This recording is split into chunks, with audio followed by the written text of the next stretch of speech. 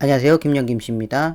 2025년 10월 13일 월요일 아침 신문 읽기 시작하겠습니다. 오늘은 중앙일보 일면부터 보도록 할게요. 실신하자 전기 충격 기록 깨워 고문당하며 피싱 대본 읽었다. 이거 캄보디아 그 피싱 조직 관련된 이야기인 것 같은데요. 이게 주말 동안 아주 시끄러웠던 뉴스였었어요. 이 캄보디아판 범죄도시라는 부제로 기사가 났습니다. 자, 기사 읽어보겠습니다. 캄보디아 국제범죄조직이 고수익 일자리를 미끼로 한국인을 납치 감금하는 사건이 급증하고 있다. 20대 대학생이 현지에서 끔찍하게 고문 살해당하자 정부는 뒤늦게 캄보디아 여행을 취소 연기해달라고 특별여행주의보를 발령한 상태다. 12일 경북경찰청과 박찬대 더불어민주당 의원실에 따르면 경북 예천 출신 대학생 박모 씨는 지난 7월 17일 가족에게 현지 박람회를 다녀오겠다며 캄보디아로 출국한 뒤 22일 만인 8월 8일 캄보디아 캄포주 코보산 인근에서 숨진 채 발견됐다.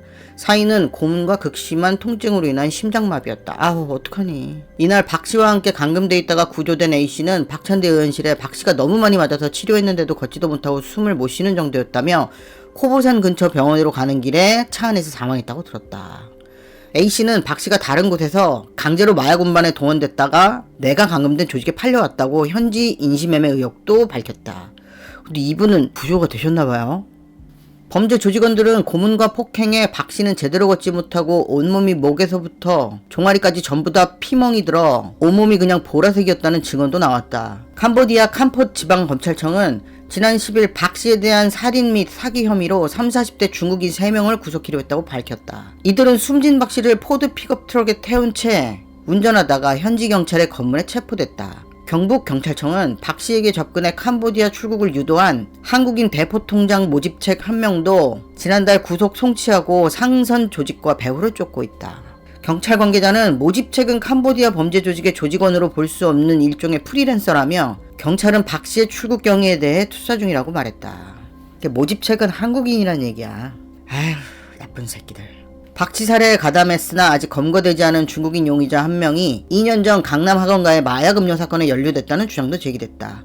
당시 필로폰 공급책은 검거돼 캄보디아 법원에서 26년형을 선고받았으나 해당 용의자는 수사망을 빠져나갔다는 것이다. 경찰은 관련 제보를 받아 확인 중이라고 한다. 제주 동부경찰서도 올해 6월 초순께 월 1,000만원 이상 고수익 일자리가 있다는 모집책 소개로 캄보디아행 비행기를 탔다가 한 달간 불법 감금 폭행을 당한 뒤 한국 교민의 도움으로 탈출한 20대 청년 사건을 수사 중이다.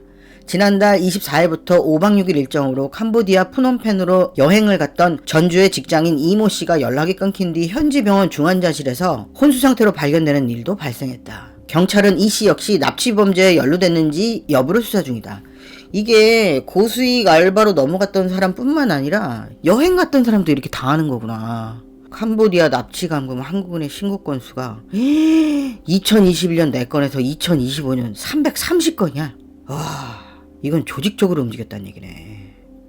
캄보디아에서 한국인 납치 범죄는 폭발적으로 급증하는 추세이다. 외교부 자료에 따르면 현지 한국인 납치 신고 건수는 2022년 1건, 2023년 17건에서 지난해 220건으로 크게 늘었다. 또 올해 8월까지만 330건으로 지난해 수치를 이미 넘어섰다. 한국인 납치 사건이 급증하는 건 단순히 대포통장 확보 목적뿐만 아니라 인질로 잡고 각종 범죄에 가담시키거나 몸값을 요구하는 등 2차 범죄로 진화했기 때문인 것으로 경찰은 분석하고 있다. 대부분 중국계 총책 아래 한국인과 캄보디아 현지인 상당수도 가담한 형태의 국제범죄 조직의 소행으로 본다. 고수익 일자리를 찾을 수 있다는 유혹에 캄보디아를 찾은 20, 30대가 주요 표적이다. 현지에 도착한 피해자들은 대규모 범죄 단지에 갇혀 보이스피싱, 주식 리딩방 사기, 통장 대여 등 각종 범죄 가담을 강요받는다. 이를 거부하고 탈출이나 신고를 시도하면 폭행이 물론 마약, 강제투영 등 고문을 자행한다. 아우 미친 새끼들 씨발. 지난 2일에는 이런 고문에 시달린 B씨 등 한국인 2명이 160여일 만에 캄보디아 시아누크빌에서 구출됐다. B씨는 정보통신 관련 업무를 하면 월 800만원에서 1500만원의 고수익과 호텔 숙소와 식사를 제공한다는 온라인 구인글을 보고 캄보디아로 출국했다. 하지만 B씨가 도착한 것은 웬치였다. B씨는 보이스피싱 범죄라고 듣고 온 것이 아니니 일을 못하겠다고 하자 조선족이 전기 충격기를 들고 와 대본을 주며 하지 않으면 매일같이 고문을 당할 것이라고 말했다. 고 전했다. 실제 쇠파이프로 구타당한 B씨가 실신하자 전기 충격기로 정신을 차리게 한 뒤 때렸다고 한다. 아 이거 어떡하니. 캄보디아 수도 프놈펜 도심에서 한국인이 납치되는 사건도 발생했다.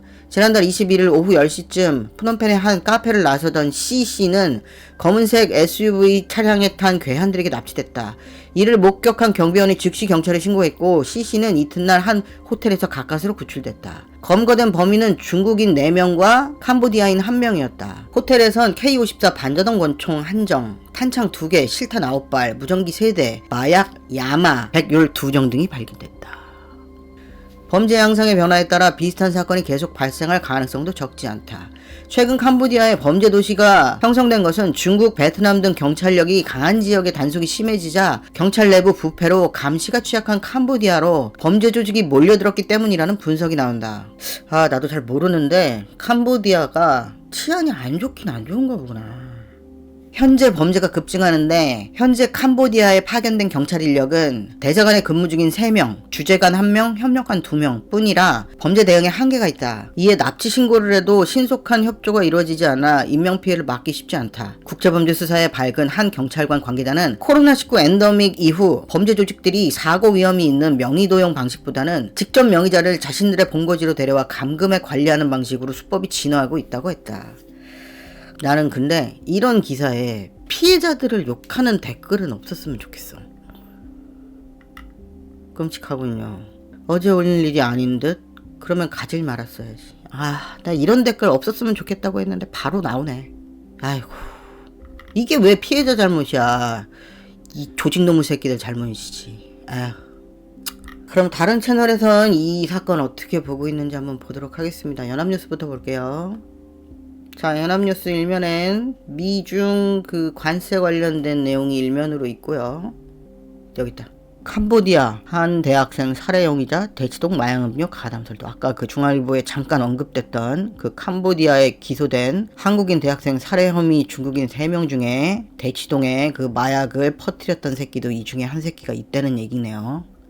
자, 조선일보 봅시다.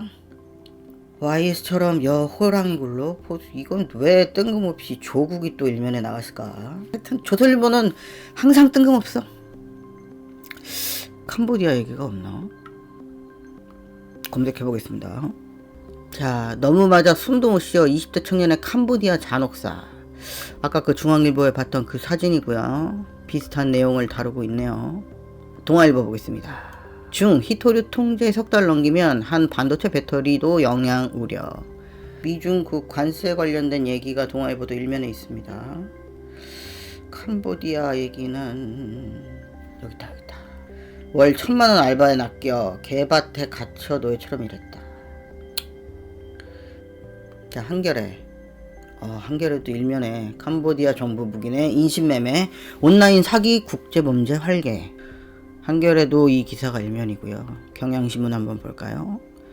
경향신문은 윤석열 네덜란드의 차 엔진 크기까지 요구, 외교문서 속 과도한 의전 압박. 미국의 관세 관련된 내용이 일면에 있고요. 관세 아니면 캄보디아 얘기로 모든 신문의 일면을 장악하고 있습니다. 오피니언. 캄보디아. 이게 뭐지? 사서이구나. 한번 읽어볼까요? 영광과 고통의 역사가 공존하는 캄보디아는 값싼 물가, 수려한 경관, 무엇보다 앙코르와트 유적으로 매력적인 나라다. 그러나 지난해부터 한국인을 표적으로 하는 범죄가 증가하며 그 명성을 잃고 있다. 한국인 피랍 신고 건수가 지난해 220건으로 급증했고 올해엔 8월까지 330건에 달했다. 지난 8월엔 캄보디아 박람회에 다녀오겠다며 출국한 뒤 연락이 끊긴 대학생이 고문으로 숨진 충격적인 사건이 발생했다. 추석 연휴 직후엔 온라인 사기 조직에 고문을 당하여 감금됐던 한국인 2명이 극적으로 구조됐다는 뉴스가 나왔다. 피해자는 IT 관련 업무를 하며 월 최고 1,500만원의 고수익을 보장한다는 구인 광고를 보고 캄보디아로 향했다고 한다. 한국인이 참여하는 박람회나 교환학생 프로그램이 활발히 진행된다는 점을 범죄 조직이 악용하는 사례도 늘고 있다. 캄보디아에서 범죄가 빈발하는 건 코로나19 후유증으로 관광산업이 위축돼 경제가 침체됐고 오랜 기간 독재와 부패로 치안력이 약화된 탓으로 보인다. 이재명 대통령은 캄보디아 범죄에서 국민보호에 총력 대응하라고 지시했다. 국민이 어디에 있건 생명과 안전을 보호하는 건 국가의 책무다. 재외국민의 안전대책은 한때 반짝이고 그칠 일이 아니다. 비상상황에 양국 정부가 긴밀히 협조하는 시스템 구축도 서둘러야 한다. 가뜩이나 전세계적으로 외국인 혐오가 발화하는 시기인 만큼 더욱 그래야 한다. 이 코로나19 관련된 문제가 이런 데까지 미치네요. 오늘은 중앙일보 일면에 실린 캄보디아 사건에 대해서 알아보았습니다. 오늘은 여기까지 하겠습니다. 감사합니다.